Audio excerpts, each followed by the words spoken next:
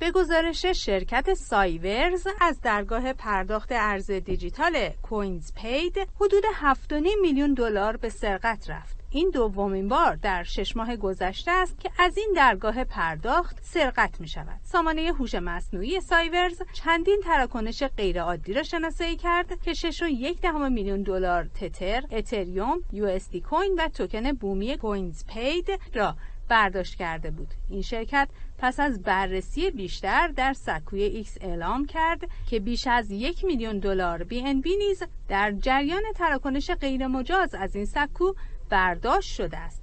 کوینز پید یک شرکت پرداخت برای ارزهای دیجیتال مستقر در کشور استونی است. این سکو در ژوئیه 2023 هم با یک نقض امنیتی مواجه شده بود و بیش از 37 میلیون دلار را از دست داده بود. هکرها برای فریب یکی از کارمندان این سکو از یک مصاحبه جعلی شغلی استفاده کردند. ظاهراً کارمند در پاسخ به یک پیشنهاد شغلی یک کد مخرب را دانلود کرد که به هکرها اجازه دسترسی به اطلاعات و زیرساخت‌های کوین پید را میداد. کوینز پید آن زمان یک گروه هکری از کره شمالی را مقصر حادثه دانسته و اعلام کرد. این گروه در سال 2023 بارها تلاش کرده به این سکو نفوذ کند و در نهایت به روش‌های مهندسی اجتماعی بسیار پیچیده و قوی روی آورده است. بر اساس اطلاعات شرکت بلاکچین TRM Labs، این گروه هکری سال گذشته میلادی حداقل 600 میلیون دلار رمز ارز را به سرقت برد.